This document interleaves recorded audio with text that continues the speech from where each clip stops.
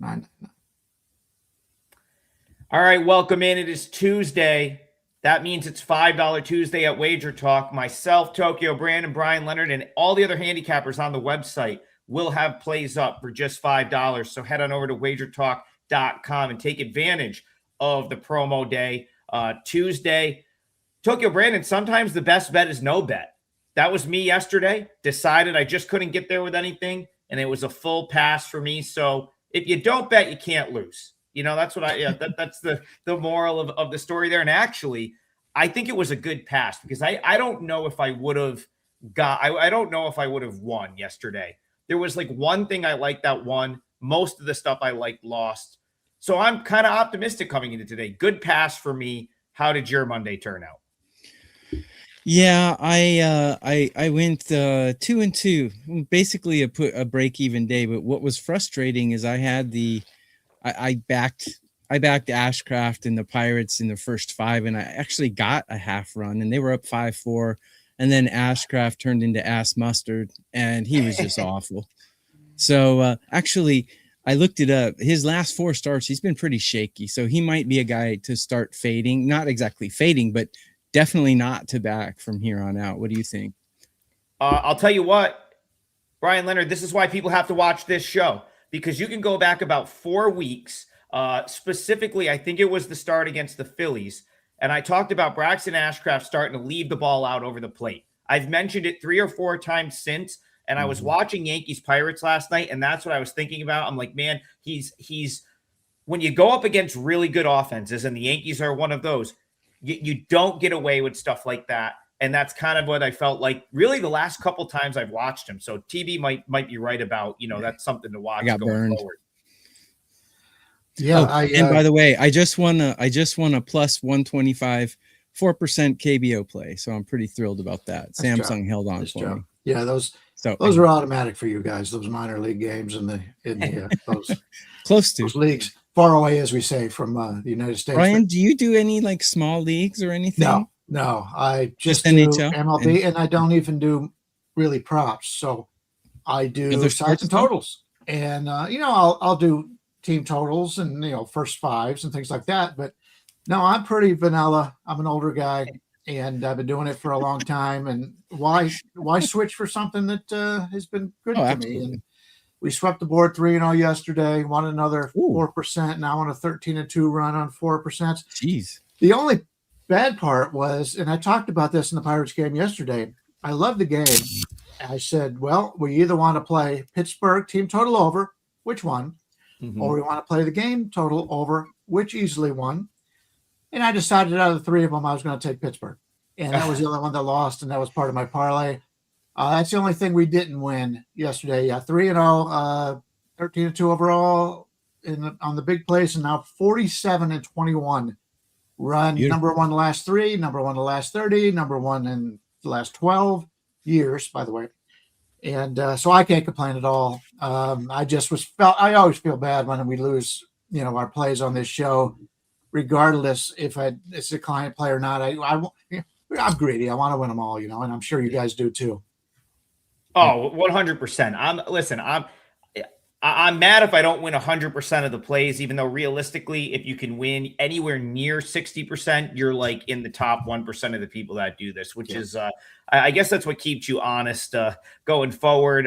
We're ready to go forward in the show here. The live chat has filed in.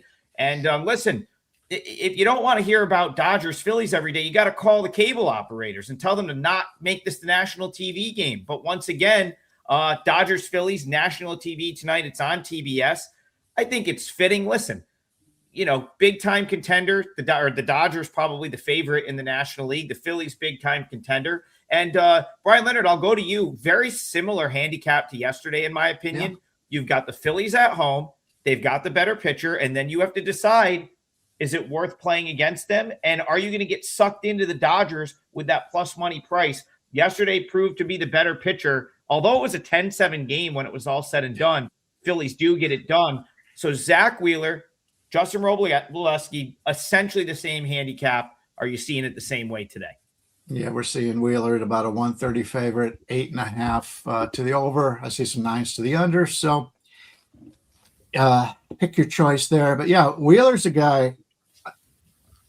He's really, I've always liked him, but after coming back from what he had to go through and having the season he has had and what he did with the All-Star game and all that, I'm really liking this guy. He, at home, they're like there's close to an automatic play as you can get. Let's just put it that way. He's been very good at home, but he is playing the best team in baseball. And, you talk about, we've all had our problems with San Diego on the season every once in a while. They're such a hard team to handicap. Robleski's a guy who I've had a hard time handicapping this year. If you take a look at his actual, what he throws up there, it's not very impressive, but he continues to beat what we think his numbers are going to be. He's a lefty, and that's always something you have to keep in mind. He started off, and I said, "Oh, this is going to end. This is going to end." I actually did like him coming into the season, but I wasn't expecting anything like what he's been doing now, and he's just been terrific. And now he's going longer in games. His major concern was he didn't strike anybody out. Now he's getting like 7 strikeouts and things. So whatever's going on with the Dodgers and Robleski, hey, you got to be a believer at this point. We talk about Abbott in Cincinnati all the time. Keep waiting for him to struggle. There's a lot of guys out there that, you take a look at their base numbers. You go, why are they having so much success? Whatever he's doing is working.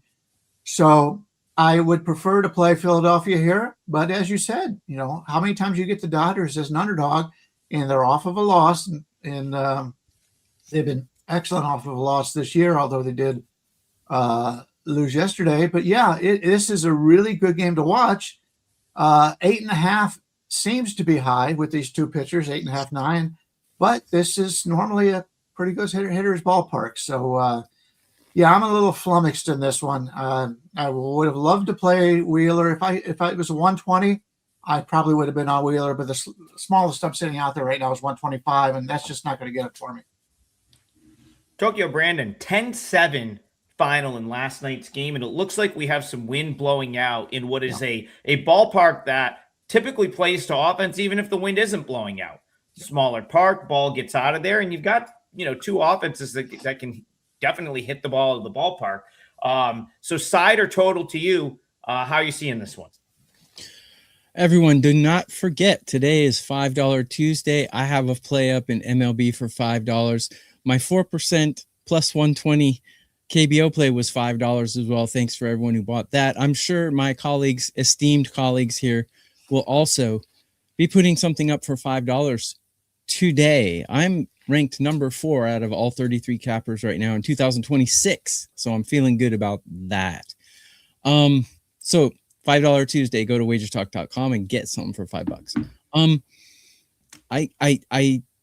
I see this game very similar to yesterday, but there's one big difference. I think Robleski is a huge step up from Sheehan, and Zach Wheeler has pretty bad numbers against these Dodgers in his career. So I think today's the day to take the Dodgers.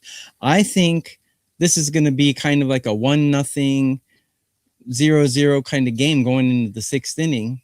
Then the two star pitchers are going to leave whether Robleski's a star or not. He's been pitching like a star. And we've got a 10-1 guy against a 10-2 guy, something like that. I mean, these guys have 20 wins amongst each other and like 3 losses. So I think once they exit the game in a very tight matchup, it'll be up to the bullpens, and I think the Dodgers have a slight advantage there in lineup and bullpen. So give me the Dodgers in a 3-1 win here today. I think the books are overvaluing starting pitching a little too much. Don't get me wrong. I'm a huge fan of Wheeler, just like Brian is. Matter of fact, out of 220-something pitchers I rank, I've got him in the top 5 all MLB.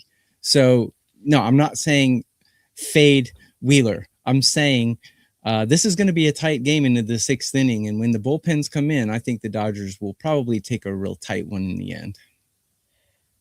Yeah, I don't see Robleski and Sheehan, to me, are kind of even. Like, I know Robleski had a good first half, but when I look at these two guys, 10-2, man. I look at the underlying metrics. Like, I think they're pretty close. Like, I followed both of their careers. I feel like if you followed the career of Sheehan and Robolewski, if you take out like the last month or two, very, very close. Very, very close.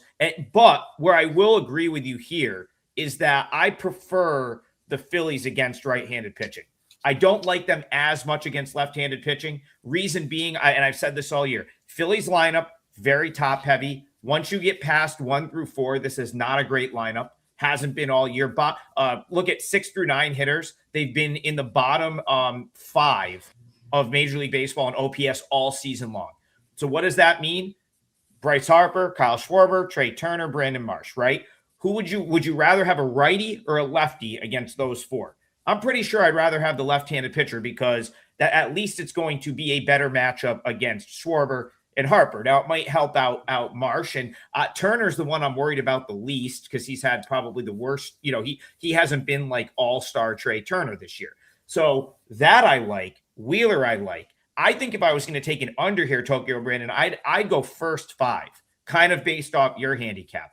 I don't really love either of these bullpens against the other offense in this game, especially with the wind blowing out and in this small ballpark. So I'll take a page out of Brian's book. I think if you get a low-scoring start to this game, you might be able to play a live over, take a cheap live over, get basically bet on runs in the last few innings.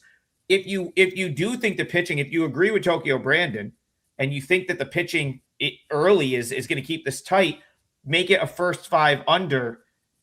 As far as the game is concerned, I thought this was priced pretty good, and I feel like I missed my shot with the Phillies last night. So I'm not going to come back with the Phillies here. So that's the best I can do for this one. Brian, what do you think about that live strategy? Makes a lot of sense to me, and I always get a kick out of TV because half the time he'll say, win-loss means nothing. And then he just says, but he's 10-2.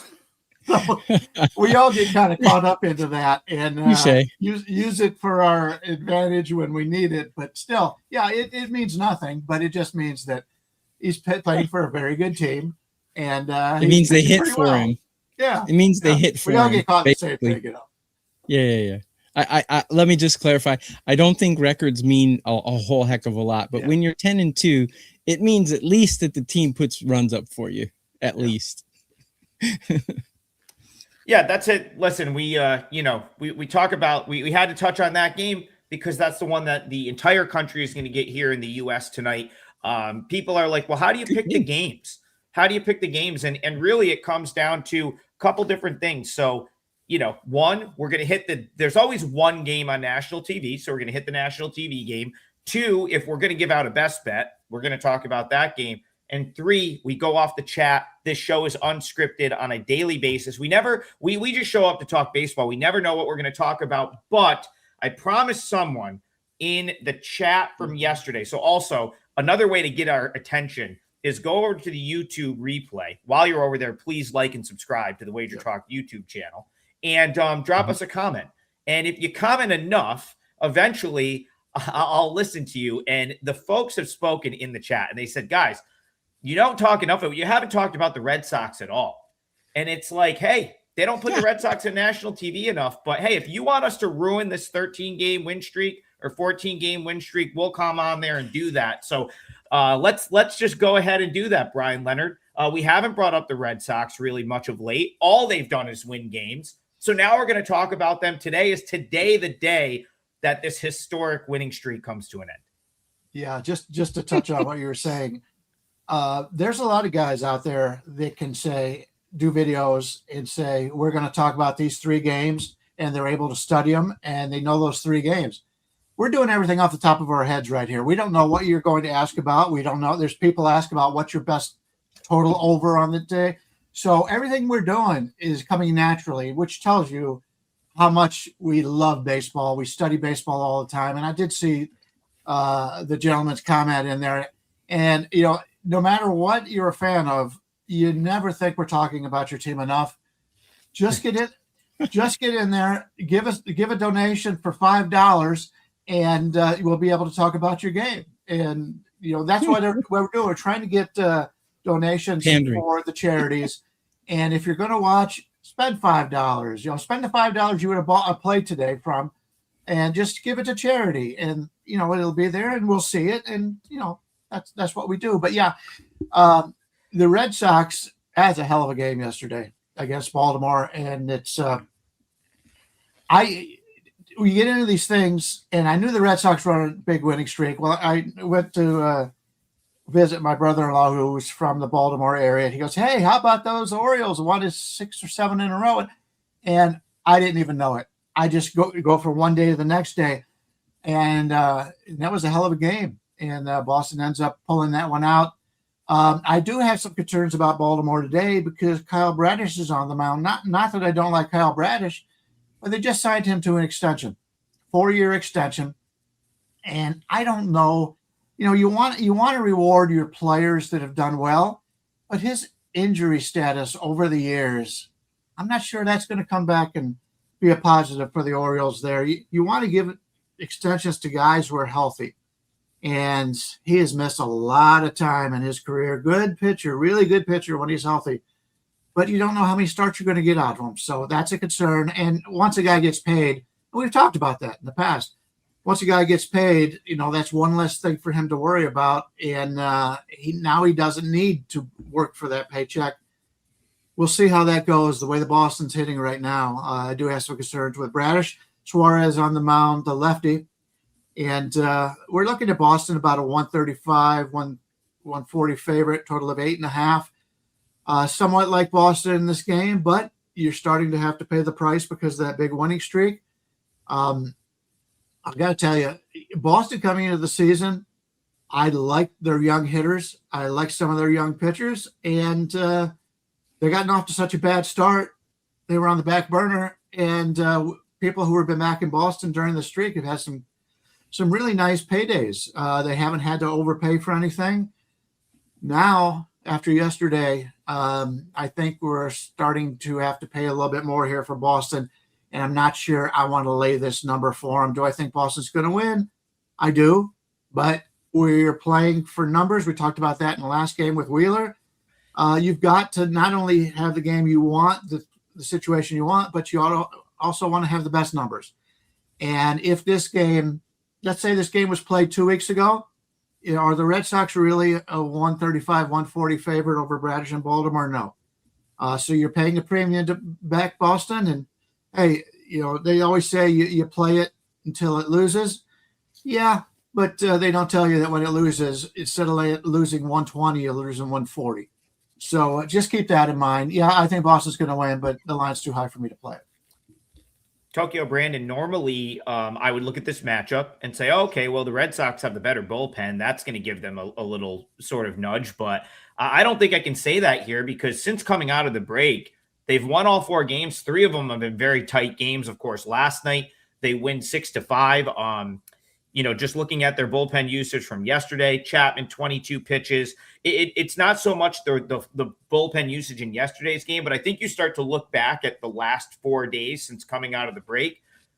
Pretty much every leverage reliever has been used now multiple times. So I think they definitely have it's not as sort of a pronounced advantage in the bullpen. And you've actually talked about the Orioles bullpen at times this year being better, like certainly than I expected them to be. I thought the Orioles bullpen was going to be awful coming into this year. And they've actually been better in that regard than I think most people would have thought. So way I look at this game, I'm seeing a pretty even game, yet I'm like Brian, I'm seeing that price on the Orioles. My gut says this is where it ends too for the Red Sox. How do you see this? By the way, Adam, that hat is really cool. What is it? That's not Tucson Toros, is it? It is not. This is the alternate Norfolk Tides hat, which is actually the AAA affiliate of the Orioles. And I learned on TikTok the other day by like a bunch of locals that I've been saying Norfolk wrong for a very long time. Apparently it's Norfolk. I don't have the drawl from that part of the country, but apparently you don't say full. So I got corrected by a whole bunch of people after I posted my video that I've been saying it wrong this whole time. But yeah, this is the Norfolk Tides AAA for the Orioles. Like Louisville. But yeah, Virginia's But Virginia's not part of the Confederacy. It's not like they're a southern state or something, right? Well, I mean, no one's part of the Confederacy anymore because it's not like 8. I know that, but I mean, you know, Virginia was never part of the South, were they?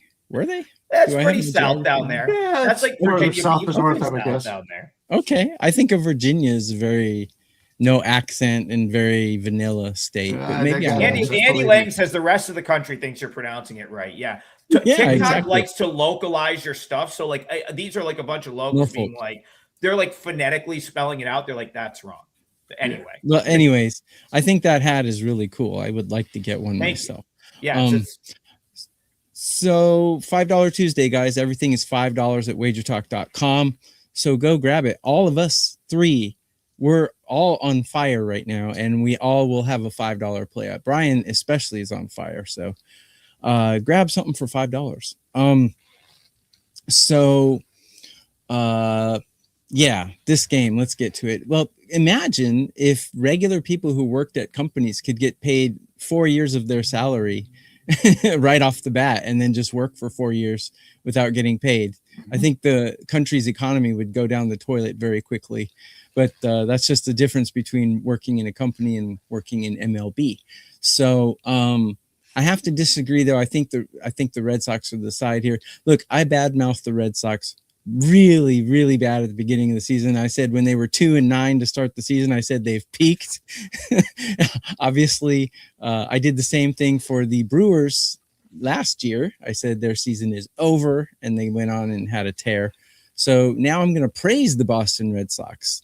I think they're playing great right now. And when I look at how they match up against the Orioles, like the Orioles don't hold a candle to this Red Sox team. As far as the numbers are concerned, Red Sox blow them away in almost every category that I have here. Hitting, I've got Boston 7. I've got Orioles 18. Bullpen, Boston 4. Orioles 15. Although the bullpen is depleted, like you guys did allude to earlier. And then I got Ranger Suarez ranked a lot higher than Bradish. He's not walking anyone. His walk to strikeout rate is 17%, and 30-40 is acceptable. So that's Ranger Suarez putting up some incredible numbers, although he has given up 3 earned in each of his last 2 starts, which is a little concerning. But the Orioles aren't hitting right now. They're ranked 18-19 out of 30 teams. Not really anything, in my opinion, to be scared of. I think Boston continues the streak here, and can't say enough good things about Boston because I want them to lose. So, but I think in this matchup, though, I don't think this is even going to be close. So I expect Boston to continue their streak here. All right, so I'm not going to let you take an L on that Boston comment, TB, because they were. So I remember the exact day they were 1-5. You said it's probably going to get worse, and for 2 months it got worse. Like, you were not wrong about that. That's the thing with the Red Sox. I mean, this team has won 14 in a row, 13, 14 in a row at this point. There's still only 3 games over 500. So while it has been a phenomenal 2.5 weeks for the Red Sox, we're gonna let's everyone just relax on this team being like World Series champions at this point. And what you said that I'll disagree with. I don't think they're necessarily a better team than the Orioles. I think these two teams are very even.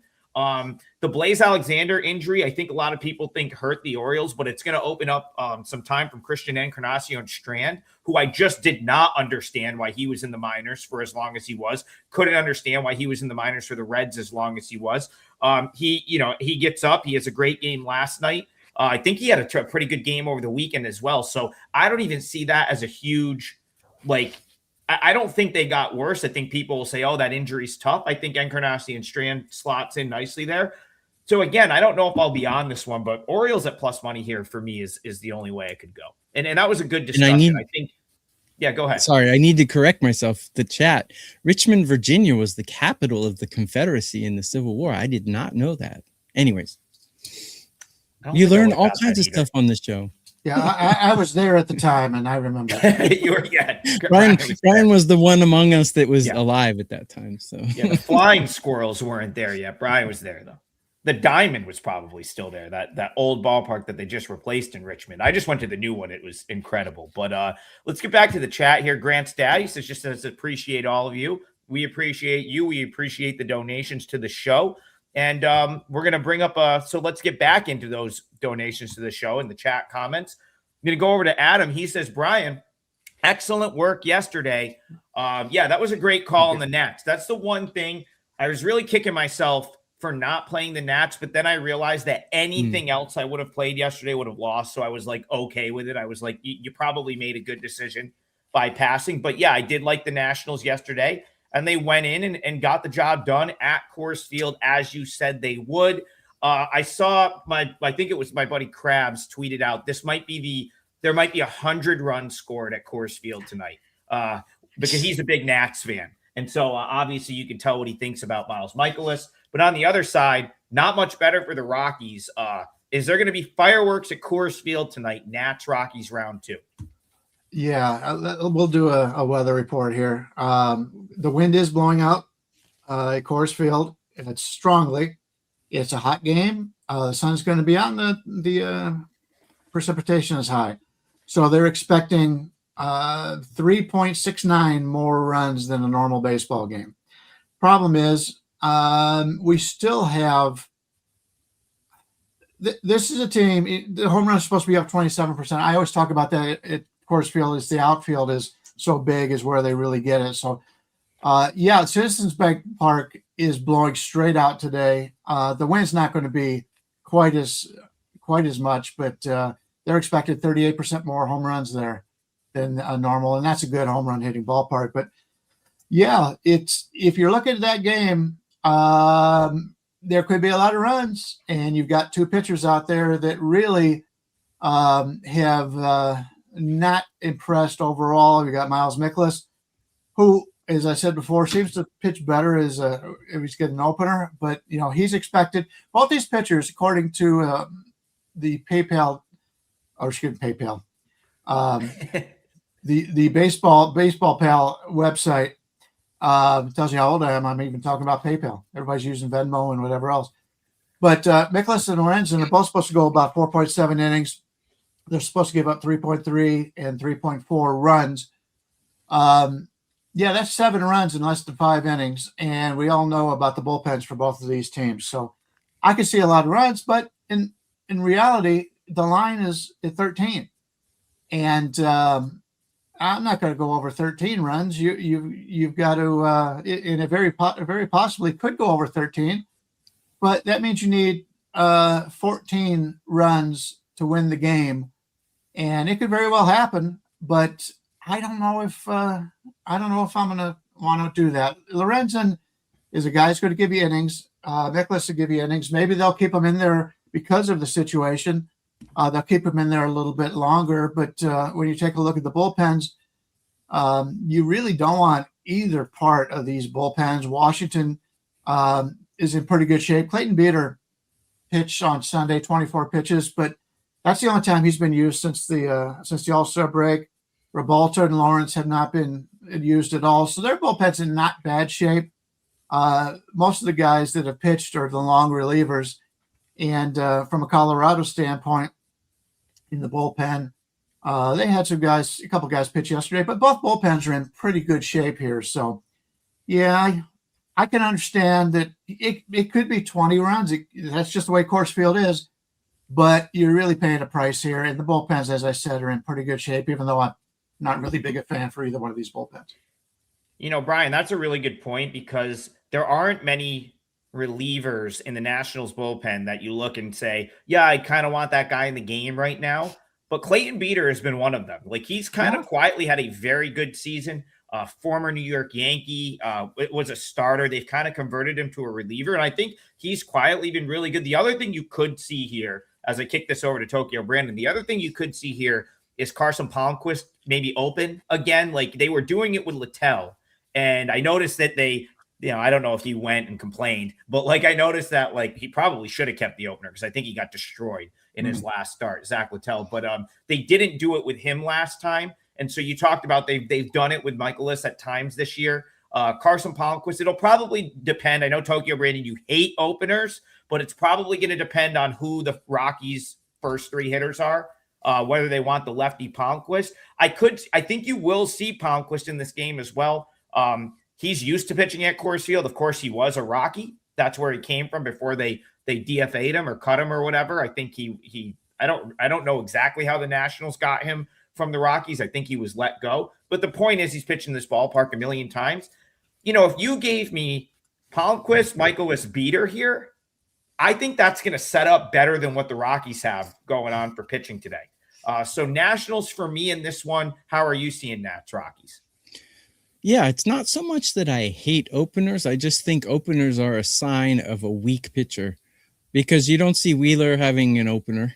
You don't see Skubal having an opener because they're good. Well, yeah, basically, so, you don't see even guys like Max Scherzer with an opener because he's not a weak pitcher. So that's just my opinion. We can debate that on another show because I'm sure Brian disagrees with me. No, I agree with that. You're never going to open for an elite guy. Sure. If you can get lefties and righties even a good out guy the same way, then you don't need an opener. But some of these guys, you got a bunch of lefties at the top of the order. You want to bring in a lefty as opposed to a righty. So there's reasons for it. Yeah. Well, if Wheeler's pitching, you don't really care if they're lefty. Like I said, he can get guys out from both sides of the plate. That's because he's good. Yeah, he's good. Because he's good. Yeah. And so good pitchers don't need openers. That's just the way I think. So, but I don't hate him. I mean, but I think it's just thinking a little too much, in my opinion. But hey, we can debate that on another show. Talking about this game. We've got two guys with 5+ ERAs, and those ERAs were accumulated in ballparks all across America, and they're playing in the Monkey Ballpark in Colorado. That's like playing in Mexico. And we're going to see a lot of runs here. We got Washington ranked number 1 in run production in all of MLB in current form. Doesn't mean they're the best lineup in baseball. But man, they're hot right now. And did you know the Nationals are 31-19 on the road? Holy cow. So this is not a home field advantage. This is actually a home field disadvantage. I think the Nationals would be the only way to go here. One other thing, I did put my pitcher OPS rankings up on my Twitter X, Tokyo Brandon, and Mikolas actually has really good numbers against these Rockies. The caveat to that is I don't know if those numbers were a couple years ago, and I also don't know if those numbers were in Colorado. I just know that in his career, these Rockies hitters have trouble hitting him. So I think Washington has some huge advantages here. Both bullpens stink, so I would take a Washington team total over, or I would take Washington to win the game if I were to play it. As a matter of fact, I'm going to make Washington my parlay leg. Damn it. Yeah. I'm going to take Washington. Washington Nationals -112. Give it to me. Get it for -110. It's basically a pick 'em right now. 110. Oh, holy cow. Yeah. Brian, do you think these two teams are equal? Pick 'em? Not at all. But you when you mention Colorado, keep in mind they're so bad on the road, which gives them the home advantage. They're much more competitive at home than they are on the road. It's more of a road disadvantage from Colorado as opposed to a home advantage. Okay. Yeah. Nats have played well away from home this year, though. They have 31-19. Holy cow! And they played terrible at home, which is weird. That could shake out as the year goes on. But you know what? I will say this. I'll go back to what I said yesterday about the Nationals. How much better would they be if they weren't giving games away in the 9th inning? And this is the type of series where, like, now yesterday it didn't come into play because they ended up having a 7-3 lead. This is the type of series where it's like the Rockies are going to have to deal with the Rockies give a lot of games away late too. So they're going to have to deal with the same things that the Nationals do from like a leverage relief standpoint. Neither has great leverage relievers. I think I would prefer, like, I don't see a scenario in the series where I don't prefer the Nationals, just the way that these two teams matched up. As far as the over is concerned, before we move on from this game, my projection here was like 12.9. I was like, oh yeah, that is definitely going to lean to the over. They threw a 13 out there. That's what the total is in this game right there. So we talked about the odd numbers on totals. If it was 12, I could see it, but now you got to get to 14. All right, so we've got Tokyo yeah. Brandon locking in. Yeah, I like Tokyo the Brandon. Nationals. I think, you know what? If the Nationals picked up some decent relief arms, maybe 3 at the trade deadline, they could actually make a playoff run. But you know what? They're not. They're not. They don't have the type of management that's hungry for playoffs. But they have the players, Tokyo probably Brandon. won't. If the Nationals wanted to, they could get. The Nationals can get Mason Miller if they want him. I'm telling, like, they have such a loaded organization with They have such a loaded organization with prospects. They could essentially give the Padres the same trade that the Padres gave the A's last year, and the Padres might do it because their minor league system is totally depleted right now. Totally depleted. Mason Miller will not finish the season as a Padre. I guarantee he's traded at the trade deadline. And I think the Nats make the most sense for him. Nationals to make the playoffs would be a good bet on Kalshi or whatever. You probably get a big plus money for that. I don't know if they'll make the playoffs or not, but it's worth a bet. I think they are very talented. That's it. That's my hot take here. I think the Nationals get Mason Miller because I think they could trade Devin Fitzgerald. I think they have so many prospects and they have like multiples at certain positions where they could give like 3 or 4 really good position player prospects, or they could throw in Jackson Kent. They could throw in a pitcher. They could replenish the Padres AA, AAA level farm system. And then the Nationals would have Mason Miller at the end of games. It makes too much sense. I know this is, go ahead, Brian. Yeah, I just want to say that the Nationals are only 1 game out of the wild card. Mm-hmm. I mean, could you imagine if they had a decent bullpen? That would be a really electric team. Seriously. There's a lot of bad teams that have bad bullpens. So I know, not very many good ones anymore. They could vulture some arms off some teams that are fading right now, and that's going to happen. Really that's how it works. That's how it works with the trade deadline. We got to move the show along though to more games. So I'm going back to Brian. Guardians Twins. Guardians last night. Joe Ryan made history. Gave up 6 home runs. First time someone has given up 6 home runs in a game in about 100 years. But I think he did the Twins a little bit of a solid, saving their bullpen, taking one on the chin.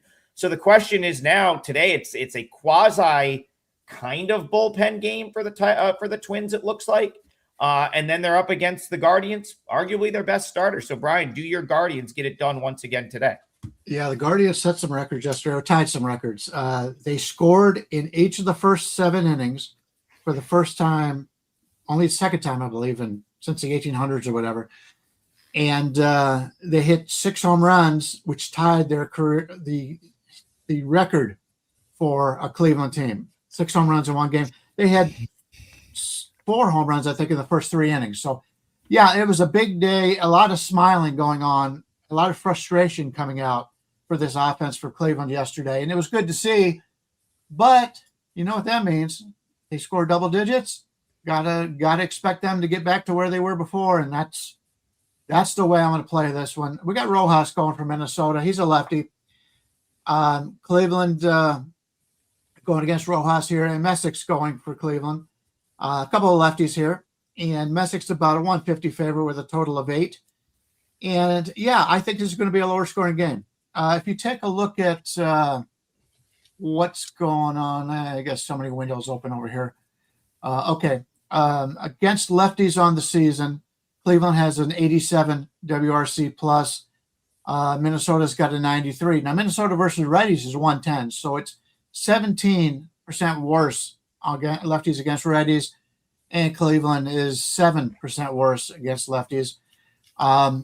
Traditionally, this plays like a slightly to an under ballpark. If you take a look at home runs per barrel in Cleveland is at 51%, which is a little bit less than normal. We've got, your basic ones for this is Arizona is like 45% home runs per barrel. The Angels are 46, Miami 47. The big one is St. Louis at 42. So that's why you see the St. Louis pitching staff looking so good, is the ball doesn't really travel there. So when I'm looking at this game, I'm looking at the under between these two. I think Cleveland's going to regress off of that huge game, and we've seen that just about every single time we've talked about it. They're not used to scoring that many runs, and they've And Minnesota is a situation where they are going to go with the bullpen. They even talked about it at the game yesterday.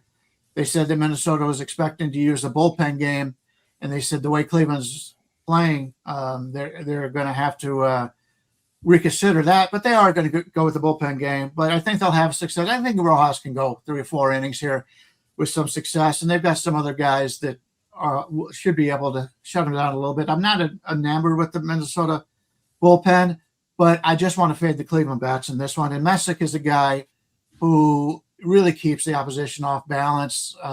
He hasn't pitched quite as well as he did earlier in the season.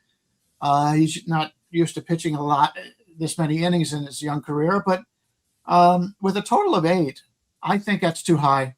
So I'm going to use that as my parlay bet today. I'm going to play the under 8, and I could actually, there's 8.5 minus 120. I'd love that, but it's only at one place. So I'm just going to go 8 minus 105 will be my my parlay bet.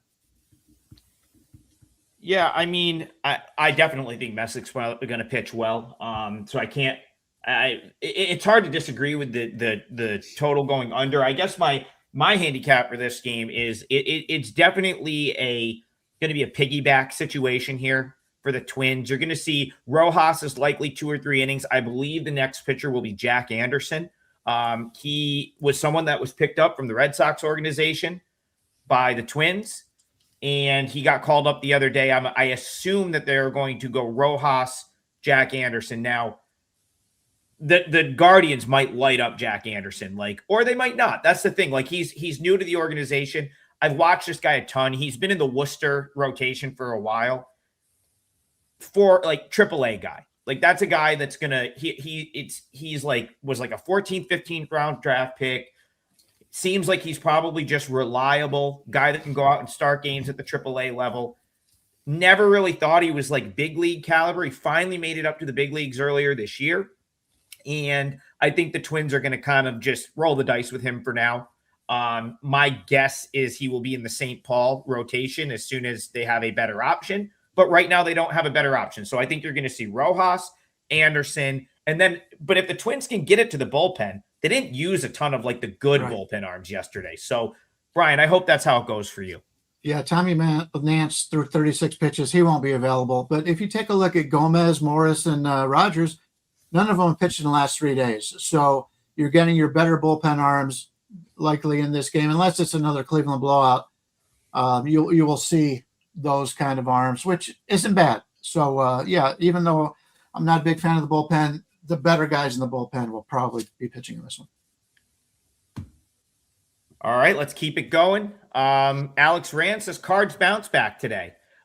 There was another crazy, we talk about history being made yesterday with the Joe Ryan meltdown home run. The Angels had not won a game coming from behind in the 9th inning in some crazy number of games, well over 100 games.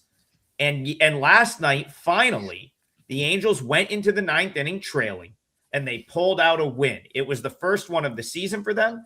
I think now I have to go up and look, but it was some really, really long streak of games where the Angels entered the 9th inning trailing. They would lose a game. Last night they win. It's now their 2nd win in a row. They had a 1-run win on Sunday. I was on the Angels on Sunday, so they held on to a 1-run win in that series with the Tigers in the finale. Tokyo Brandon, the question is to you, do the Cardinals bounce back today from Alex Rand? Yeah, this is weird because just, my thoughts of looking at this, I eyeball the games first and kind of get a feel before I look at the numbers and calculate my own numbers. And I thought that the Cardinals were a much better team than the Angels, but then I ran my numbers, and the Angels actually, their bullpen is playing really well, which I didn't realize because I've never thought of the Angels as having a good bullpen ever until now. And starting pitcher, Urena, he started out with a bang and he's cooled off a lot. Because I remember at the beginning of the season where we were talking about him, wow, where's this guy coming from? But he is 5-7. Again, we'll go back to the record doesn't mean a lot because his ERA is 2.88. And I understand ERA is not the tell-all everything. But add in his expected numbers, and I've got him ranked 10 on a curve of 30. So he's in the top 1/3 of pitchers. Lineups, they're both, very mediocre right now. I think the Angels have every advantage in this game. So if I were to play it, I would take the Angels, but I probably won't play it. But I mean, my numbers are screaming at me to take the Angels here. Brian, it was 106 games. So the Angels had a 106 game losing streak when entering the 9th inning trailing. They snapped it last night. They now improved to 1-48 on the year when trailing after 8 innings. So, Brian, to you, do the Angels stay hot? Do they win their 3rd game in a row after such a monumental accomplishment for this team yesterday? I've got a definite opinion on this game, but I want to promote us all before we get to that. It is $5 Tuesday. Talked about how hot I've been all for the last over a month. I do have a 4% play up right now. It's up right now for only $5, 13-2 on 4 and 5% plays, 47-21 overall. Was mentioned, Trigg didn't win yesterday. Didn't have anything. But other than that, he's been hot as hell. Tokyo Brandon's been hot as hell. So we are getting a lot of response. Right now it's baseball season, and we get a lot of people that are joining us now for the first time. Hey, we've been great. We've been doing this for a long time. Make sure to buy some extended packages if you want to win during baseball season. And we're the guys that are here each and every day grinding this out. So if you're new to baseball, yes, you can make money betting baseball, but it is a grind, and you've got to pay attention each and every day. And that's what we do. We got show 6 days a week. And obviously, Tokyo Brandon's got show 7 days a week. He's got other leagues. So, yeah, we're baseball experts here. All right. Saying that, I also think this is a great spot here for the Angels. If you look at Liberatore, he's their worst starting pitcher. He's ranked 114th by Roster Resource over at Fangraphs. Every other starter's in the top 90. He's their worst starter, but in the last 2 weeks, he's been great. He's a number 13 starter. So what do you buy? Do you buy the short term or do you buy the long term? I buy the long term unless I know that he's developed a new pitch or something like that has happened. So you're buying Liberatore at his highest price of the season, and you're doing so with the bullpen. Riley O'Brien was the one that blew the save last night. He's their closer. Through 21 pitches, he likely will not pitch tonight. And you've got Soriano is your 8th inning guy. He's pitched the last 2 days. Stanik's 7th inning guy. He's pitched the last 2 days. Grace, whatever it is, his name, Gordon. He's pitched 2 of the last 3. So you've got a St. Louis bullpen that is not in very good shape. You've got a starting pitcher who I don't like. And from an Angels standpoint, that's a team that has not had much success this year. We talked about this going into the season. I thought they would have the worst record in baseball. I said to bet it at 9-1, and yeah, they're right there with you. They're not very good, and we haven't even got to the trade deadline yet. So some of these guys will be shipped away because once again, the Angels are not performing well. But if you take a look at the starting pitcher, yeah, I like this guy a lot better. Urania right now on the season, he's ranked as the 61st best pitcher in the last 14 days, 28th. So he's been very consistent, and he's the one guy in this starting rotation that is underrated, if you ask me. I just heard rumors that Reed Detmers is going to be on the trading block. If you need a starting pitcher, you've got to get Reed Detmers. This guy, when healthy, he's pitching this well for a team in the Angels who do not develop pitchers. He has got to be the hell with these overpriced guys. Somebody go out there and get Detmers. That'd be great for him. But you got a team in the Angels who are, to me, a nice bet at this price. If I was giving out another bet on today's card, this would be it. I think the Angels are a nice price in this one. Yeah, there are 3 games on my radar for today. I have not released anything for clients yet. One of those 3 is the Angels, and the Angels will be my parlay late. So as always, if I do give this to clients, I'm going to post this for free on my WagerTalk page. This will be in the free pick section, and I will note there if I make it a client play or not. Like I said, I haven't released anything yet, but Angels makes all the sense in the world. Yesterday, they only used Sammy Natera and Fermin out of the bullpen. So even though this Angels bullpen isn't elite, they do have some good arms down there, and they continue to improve. There's some guys. Zephyr John's throwing the ball better now. Bachman's been pretty good. It's not like the world's worst bullpen like it once was at a time last year. So yeah, I really like the Angels here. Brian, what are we looking at for an Angels money line? Yeah, they're minus 105, and my Cleveland under was also minus 105, and yeah, so we're not laying a lot of juice today for those guys that always complain that we play a lot of favorites and big favorites. Not today. Yeah, I like the Angels quite a bit. I'll actually, like I said, that one there's a good chance that makes my client card today. Andrew McGinnis in the chat. Andrew, one of the nicest guys at WagerTalk. Oh, yeah. He's like 7 foot tall. I feel like I'm standing next to Manute Bull when I good looking, great hair, tall. Yeah. He's my idol. Yeah, and young. Yeah, we hate him. Shout out to McKinnis. That was actually when I first met McKinnis. That was like my biggest takeaway right off the bat. Is just a great way guy. taller than I expected. Yeah. Guys like he's tall. Yeah, he's Manute Bull. All right, Freebird. We got time for one Freebird, more. thank you. Freebird wants to know Braves today. So Tokyo Brandon, the team. I know you love talking about this team. That's of course the San Diego Padres. Seems to always find the way into the show, and they want. Freebird wants to know about Braves. So this is of course Walker Buehler, Ronaldo Lopez. This game ended, I believe it was a 3-2 Braves win last night. Do you think they get it done again today? Yeah, Lopez pitching quite well. I didn't expect him to pitch that well this season, but he actually is. And Walker Buehler is not. But when I put these two teams together and take a look, they're both hitting in top 5 out of 30 teams. Both bullpens almost neck and neck, right around 11 out of 30 teams. So good hitting, good bullpens.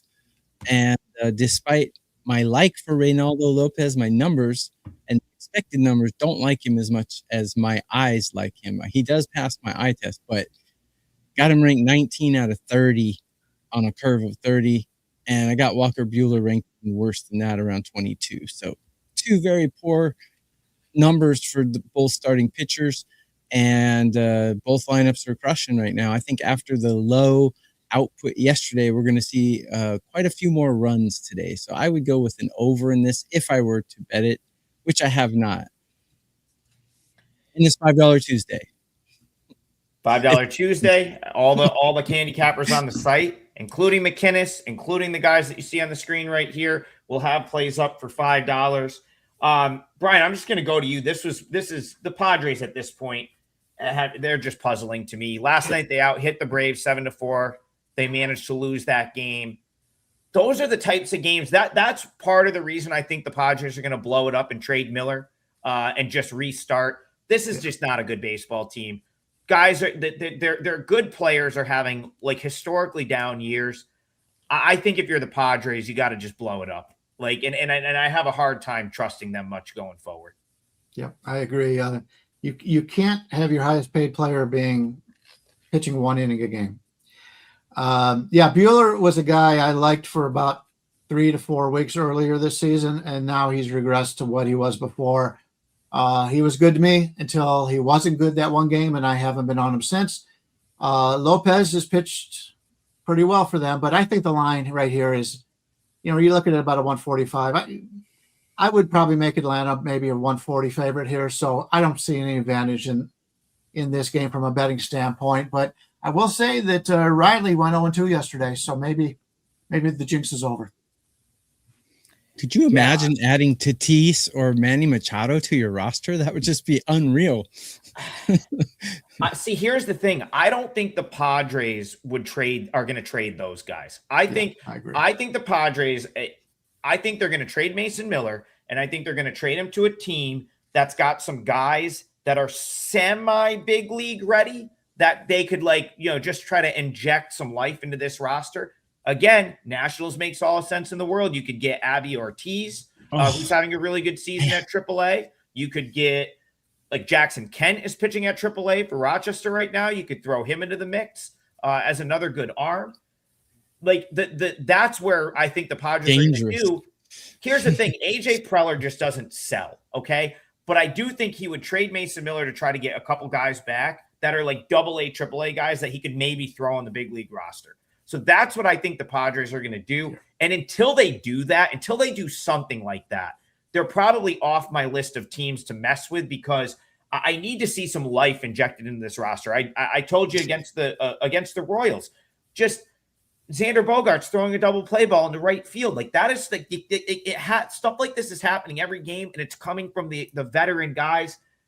That just can't happen. So the Padres are on my no bet list for the period of time. I need to see them have a little bit of life. They can't get out, hit 7-4 and lose the game like they did yesterday. Or I'm sorry, they can't out hit the Braves and lose the game. It just can't happen. They've been on my no bet list for most of my betting career. Nobody's on my no bet list, but I got to have such a great price on it. You know, they're going to have to price me out. Yeah, my biggest thing, and again, I wish I had more for that game, and I know we're not going to talk about this game, but the same thing yesterday with the Blue Jays. Shout out to Brian who called that Rays game at a great price. Again, like it's not that I have a quote unquote no bet teams because everything has a price, right? Every team has a price. But when you start, like Dylan Cease yesterday was noticeably pissed off that he was getting ground balls hit at infielders and they were just going through the infielders. And when you have these like teams that are just out there making 3 errors a game, lifeless, mental mistakes, that's when I start to get away from you. And I'm like, I can't bet on this team until I see some life. Like that was just a lifeless performance by the Blue Jays, and the Padres have been guilty of that as well. So, that's all I have to say about that game. We have reached the end of the show. We already locked the parlay in. So let's, we had the high watermark of the parlay a couple weeks ago, and we've been cold on it ever since. So let's get it turned around starting today. Tokyo Brandon's going Nationals -110. I'm going to go Angels -105. And Bryan Leonard is going Twins Guardians under 8. That's a full game total. So Nats money line, Angels money line, Twin Guardians under 8. All full game sides or totals. And of course, it's Tuesday, which means WagerTalk is going to have a whole bunch of plays up for $5. So check out our pages. Check out any of the handicappers pages. You may even get some football futures in there from some of these guys, looking for something to put up for $5 Tuesday. If that is something that you're interested in. McKinnis probably has a CFL play up. Again, I talk about this all the time. I shout out Hakeem. Yep. Hakeem doing the WNBA. He's going to beat that market. Andrew McKinnis has been beating the CFL as long as I've known him. And he's been beating dart. I think Andy's been beating darts and tennis. Yeah, I'm talking about McKinnis. Yes, but yes, Andy's a king of the small market sports as well. Oh, yeah. But CFL is a big market. That's not really a small market. You can get down CFL basically anywhere now. So take advantage of that. $5 Tuesday. The three of us will be back tomorrow morning, Wednesday, 9 a.m. Eastern for more Total Basis. Have a great day, everybody.